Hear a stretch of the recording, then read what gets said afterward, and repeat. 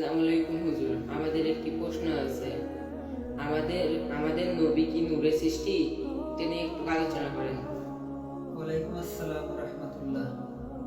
ভাই, আপনি একটি প্রশ্ন করেছেন যে আমাদের রাসূল সাল্লাল্লাহু আলাইহি সাল্লাম কি নূরের সৃষ্টি? এই নিয়ে পৃথিবীতে অনেক মতবিরোধ রয়েছে। অনেক মানুষ না বুঝে রাসূল সাল্লাল্লাহু আলাইহি সাল্লামের ব্যাপারে অনেক মিথ্যারোপ করে। তারা বলে রাসূল সাল্লাল্লাহু আলাইহি সাল্লাম আমাদের নবী নূরের তৈরি। এই আকীদা যারা পোষণ করে তারা ঠিক নয়। কেন? কোরআনুল কারীম এবং হাদিসে সহিহ হাদিস দ্বারা প্রমাণিত এবং কোরআনুল কারীমের অনেক আয়াত রয়েছে এ সম্পর্কে। আল্লাহ সুবহানাহু ওয়া তাআলা আমাদেরকে রাসূল সাল্লাল্লাহু আলাইহি সাল্লামের মাধ্যমে জানিয়েছেন যে রাসূল সাল্লাল্লাহু আলাইহি সাল্লাম একজন বাশার। এই মর্মে অনেক কোরআনের আয়াত রয়েছে, অনেক হাদিস রয়েছে। রাসূল সাল্লাল্লাহু আলাইহি সাল্লামের ব্যাপারে আল্লাহ সুবহানাহু ওয়া তাআলা বলছেন সূরা কাহফের 110 নম্বর আয়াতে বলছেন, কুল, হে নবী আপনি বলুন, ইন্নামা আনা বাশারুম মিসলুকুম, হে নবী আপনি বলুন আমি তোমাদের মতো একজন মানুষ। আর মানুষ সম্পর্কে কি বলছেন? মানুষ কোথা থেকে তৈরি, মানুষকে কিভাবে সৃষ্টি করেছেন আল্লাহ সুবহানাহু ওয়া তাআলা অনেক জায়গায় বলেছেন। দেখুন ভাইয়েরা আমার, এগুলো মানুষ আমাদেরকে বিভ্রান্ত করছে। এগুলো জিনিস নিয়ে রাসূল সাল্লাল্লাহু আলাইহি সাল্লামের মাধ্যমে যে জিনিসগুলো আমাদেরকে, যে আয়াতগুলো আমাদেরকে জানিয়েছেন আল্লাহ সুবহানাহু ওয়া তাআলা, তার ব্যাপারে অনেক কোরআনের আয়াত এসেছে, অনেক হাদিস এসেছে। তার মধ্যে আল্লাহ সুবহানাহু ওয়া তাআলা সূরা আনআমের 2 নম্বর আয়াতে বলছেন, হুয়াল্লাযী খালাকাকুম মিন তিন, হুয়া মানে তিনি, খলাকা মানে সৃষ্টি, কুম মানে তোমাদের, তিনি তোমাদেরকে সৃষ্টি করেছেন। মিন তিন, মাটি থেকে সৃষ্টি করেছেন। এই আয়াত দ্বারা আমরা বুঝতে পারি আল্লাহ সুবহানাহু ওয়া তাআলা মুহাম্মদ সাল্লাল্লাহু আলাইহি সাল্লামকে মাটি থেকে সৃষ্টি করেছেন। কেন? সেই আয়াতের ভিতরে বলছেন যে হুয়াল্লাযী, হুয়া শব্দ অর্থ তিনি, যিনি আল্লাহ, খলাকাকুম, খলাকা মানে সৃষ্টি, কুম মানে তোমাদের। তোমাদের শব্দটা কিভাবে আসে দেখুন। আপনারা যারা গ্রামার বুঝেন তাদেরকে জিজ্ঞাসা করবেন কা কুমাকুম, কি কুমাকুম না, এই গ্রামারগুলো বুঝলে বুঝতে পারবেন।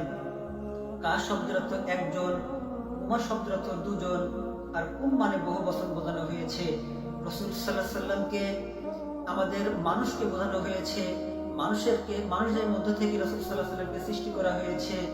এর মধ্যে আরো আয়াত রয়েছে। আল্লাহ সুবহানাহু ওয়া তাআলা সূরা মুমিনুনের 12 নম্বর আয়াতে বলছেন, লাকাদ খালাকনা ইনসানা মিন সুলাসাতিন মিন তিন। আল্লাহ সুবহানাহু ওয়া তাআলা বলছেন, নিশ্চয়ই আমি মানব জাতিকে, নিশ্চয়ই মানুষকে মাটি থেকে সৃষ্টি করেছি, মাটির নিঃশ্বাস থেকে সৃষ্টি করেছি। তাহলে রাসূল সাল্লাল্লাহু আলাইহি সাল্লাম মানুষ, এই কথাই প্রমাণিত।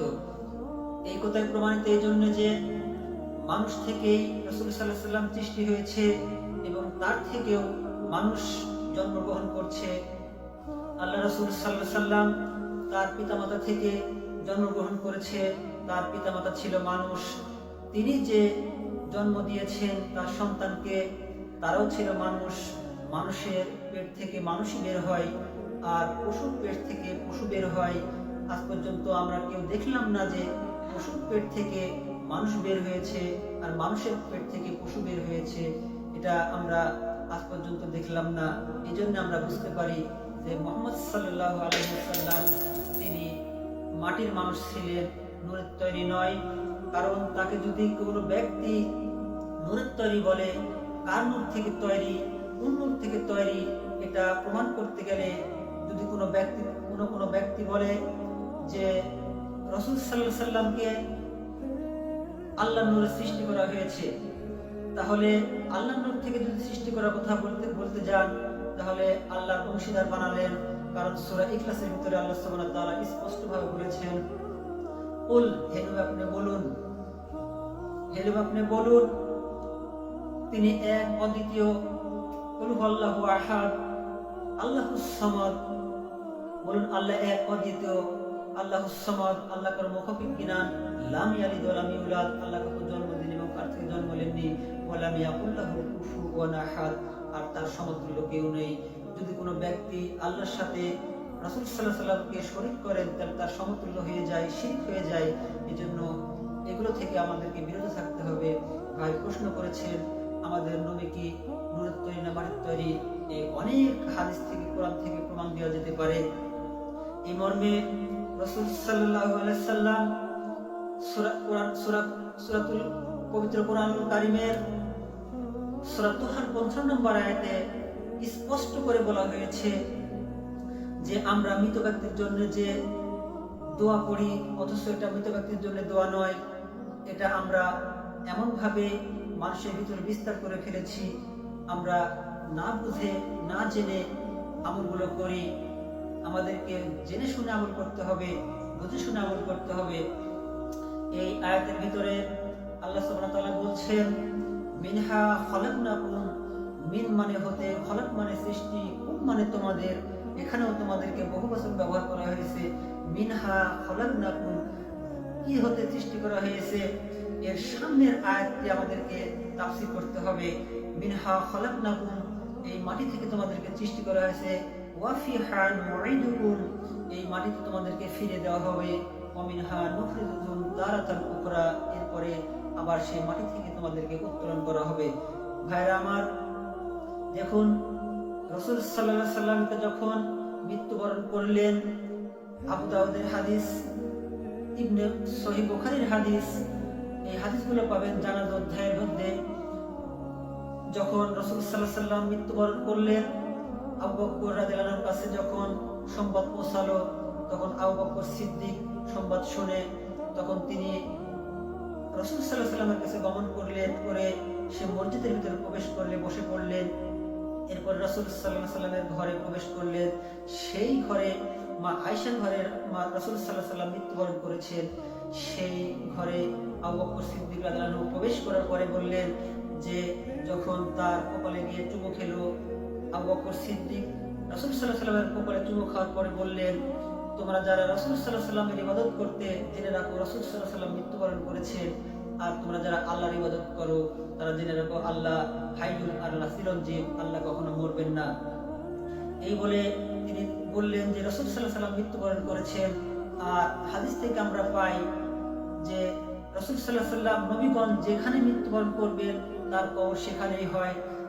মা আয়েশার ঘরে রাসূল সাল্লাল্লাহু আলাইহি সাল্লাম মৃত্যুবরণ করেছেন, আর মা আয়েশার ঘর ছিল মাটির ঘর। তাহলে আল্লাহ সুবহানাহু ওয়া তাআলা যে সূরা তুহার ৫৫ নম্বর আয়াতে বলছেন মিনহা খলাকনাকুম, যে মাটি থেকে তোমাদেরকে সৃষ্টি করেছি, ওয়া ফি আনুইদুকুম, তাতেই তোমাদেরকে ফিরে দেওয়া হবে। এটা বুঝতে পারি আমরা যে রাসূল সাল্লাল্লাহু আলাইহি সাল্লামকে মাটি থেকে সৃষ্টি করা হয়েছে, আবার মাটি থেকে তাকে ফিরে দেওয়া হচ্ছে, এই আয়াত দ্বারা প্রমাণিত হয়ে যায়। ভাই আমার, এই বিভ্রান্ত আমাদের সমাজে অনেক ছড়িয়ে আছে। যারা বিদাতি, যারা মূর্তি পূজারী, যারা যারা আপনার ফয়তা খাওয়ালো, এমন বহুত লোক আছে, তারাই এগুলো বিস্তার করে। যারা মাজারে যায়, মাজারে সিজদা করে, তারাই শুধু এইগুলো কথা বলে।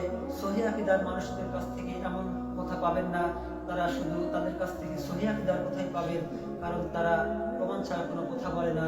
আর তারা এমন এমন কথা বলে যারা প্রমাণবিহীন, তারা কথা বলে। আল্লাহ সুবহানাহু ওয়া তাআলা একটি কোরআনের আয়াত রয়েছে, তারা এই কোরআনের আয়াত দিয়ে তারা প্রমাণ করতে চায় যে রাসূল সাল্লাল্লাহু আলাইহি ওয়াসাল্লাম নূর। কি প্রমাণ করতে চায়? সূরা মায়দার 9 নম্বর আয়াতে আল্লাহ সুবহানাহু ওয়া তাআলা বলছেন, লাকাদ জাআকুম মিনাল্লাহি নূরুন ওয়া কিতাবুম মুবিন। লাকাদ, নিশ্চয়ই, লাকাদ জাআকুম, এসেছে, তোমাদের মধ্যে এসেছে, মিনাল্লাহি নূরুন ওয়া কিতাবুম মুবিন, আল্লাহর পক্ষ থেকে নূর এবং স্পষ্ট কিতাব। তারা এই কথা প্রমাণ করতে যায় যে রাসূল সাল্লাল্লাহু আলাইহি ওয়াসাল্লাম নূরের তৈরি, অথচ আল্লাহ সুবহানাহু ওয়া তাআলা কোন জায়গাতে, পৃথিবীর কোন জায়গাতে, কোন কোরআন বা হাদিসের ভিতরে আল্লাহ সুবহানাহু ওয়া তাআলা বলেন নাই যে রাসূল সাল্লাল্লাহু আলাইহি ওয়াসাল্লাম যে নূরের তৈরি, সৃষ্টি করা হয়েছে, নূর থেকে তাকে সৃষ্টি করা হয়েছে। এগুলো প্রমাণ নেই। কেননা এই আয়াত দ্বারা তারা প্রমাণ করতে চায় রাসূল সাল্লাল্লাহু আলাইহি ওয়াসাল্লাম নূর। হ্যাঁ, এটা আমরাও বিশ্বাস করি রাসূল সাল্লাল্লাহু আলাইহি ওয়াসাল্লাম নূর। নূর শব্দের অর্থ এই না যে নূরের তৈরি। একটি উদাহরণ দিলে বুঝতে পারবেন যে যখন আমরা বিদ্যুতের আলো জ্বালাই, এই বিদ্যুতের যখন বাল্ব জ্বালাই, এই বাল্বকে নূর দিয়ে তৈরি করা নয়, হয় তাকে কাঁচ দিয়ে তৈরি করা, না হয় তাকে প্লাস্টিক দিয়ে তৈরি করা।